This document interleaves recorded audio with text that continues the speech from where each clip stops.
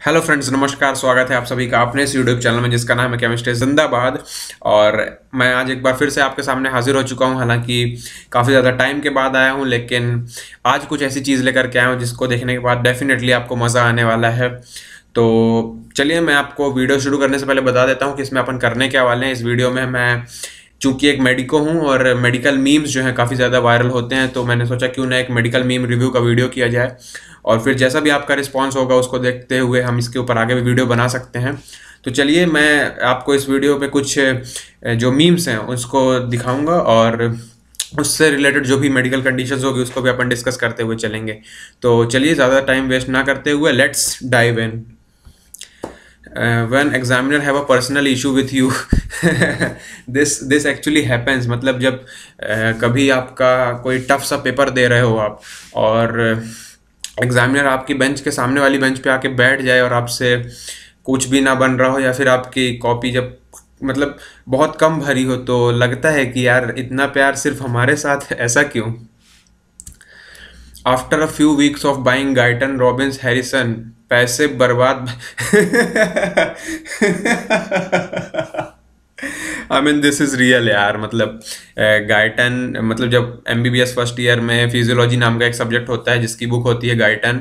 Robins जो है वो आपके सेकेंड ईयर में होती है, और हैरिसन जो है वो मेडिसिन सब्जेक्ट की बुक होती है फाइनल ईयर में। बट ये तीनों ही बुक्स जो हैं ये गोल्ड स्टैंडर्ड बुक्स होती हैं, और इसको अगर आपको पढ़ना है तो you need to devote time to them, और यूनिवर्सिटी एग्जाम आपको इतना टाइम अलाउ करते नहीं है। सो दिस हैपन्स, बच्चे जोश जोश में ले लेते हैं and after few weeks they are like पैसे बर्बाद, बीप। आगे नहीं बोल सकता मैं। चलिए नेक्स्ट देख लेते हैं। Girls feeling shy and giggling before feeling the apex beat in human physiology practical, ले शर्टलेस निब्बा। हाँ, ये कर लो पहले। फिजियोलॉजी, जैसे मैंने आपको बताया कि फर्स्ट ईयर में एक सब्जेक्ट होता है आपका, और उसमें दो प्रकार के प्रैक्टिकल्स होते हैं। पहला होता है आपका हिमैट प्रैक्टिकल और दूसरा होता है आपका क्लिनिकल प्रैक्टिकल। तो हिमैट जो होता है उसमें आप ब्लड से रिलेटेड जो भी प्रैक्टिकल्स होते हैं वो करते हो, और क्लिनिकल में आपके क्लिनिक्स से रिलेटेड जो भी प्रैक्टिकल्स होते हैं। तो उसी में एक ह्यूमन फिजियोलॉजी में प्रैक्टिकल होता है आपका हार्ट बीट को, जो साउंड होता है हार्ट साउंड को उसको हियर करने का, और एपेक्स बीट फॉलो करने का, उसको फील करने का। तो इसका एक जब प्रैक्टिकल एग्जाम होता है तो प्रैक्टिकल में अक्सर ही बताया जाता है कि जब आप बीपी मेजर कर रहे हो किसी पेशेंट का, या फिर उसकी हार्ट बीट ले रहे हो, तो it should be from the surface of body. I mean अगर आप किसी का बीपी ले रहे हो तो this is the area of cubital fossa, और this is the area of origin of biceps brachii. तो ये वाला जो एरिया है ना, ये शर्ट से कवर नहीं होना चाहिए। सिमिलरली जब आप हार्ट साउंड को सुन रहे हो तो जो आपका ये चेस्ट रीजन है ना, तो आपको चेस्ट रीजन पे जो भी ऊपर कपड़े हैं उसको रिमूव करके ही हार्ट साउंड फील करना चाहिए। So this meme is all about that. अक्सर ऐसा होता है कि हॉल पे कुछ लोग जो होते हैं जिन्होंने थोड़ा ज़्यादा जिमिंग वगमिंग करी होती है, तो they are always eager to remove their shirts, specially in front of girls. So this happens.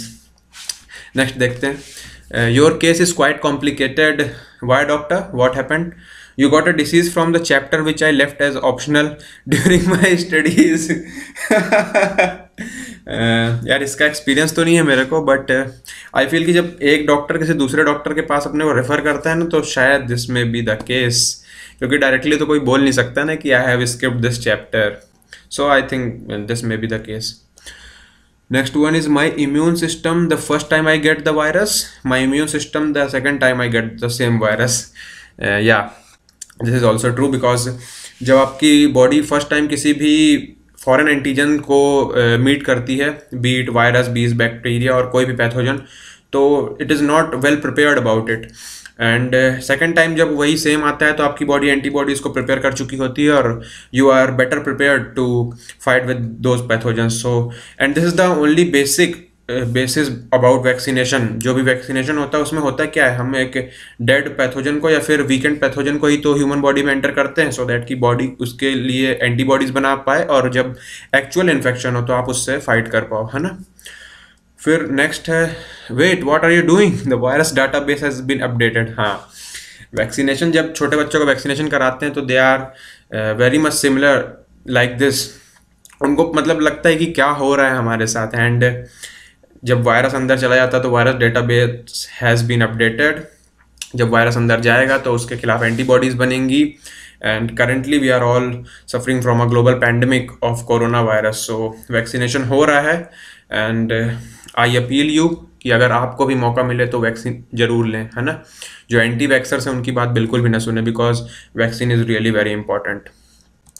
Next one is it okay to have kids after 35? I think 35 kids is enough, don't you? Dr. Sahab, she is not asking about having 35 kids. She is asking about kids after age of 35. So, yeah, मतलब having kids after the age of 35, it is called as late maternal pregnancy. So 35 की as के बाद it's more on the riskier side, so we used to avoid it. And if anyone want to have kids after 35, so definitely you need to contact your doctor. After that you can take any step, right? So I'm not the right person to give advice on this. Let's move to another meme. Don't play dirty unless it's mnemonics, then be as filthy as possible. The hypothalamus plays a major role in the regulation of basic biological drives related to survival, including the so-called 4 F's, okay? Fighting, fleeing, feeding and mating. Mating. The fourth F is not written here, man. But मैं आपको ये नहीं बताने वाला, आप खुद बताओ कि यहाँ पे मेटिंग की जगह कौन सा एफ आएगा, है ना। डू कमेंट बॉक्स में मुझे बताओ। और थैंक्स फॉर वॉचिंग।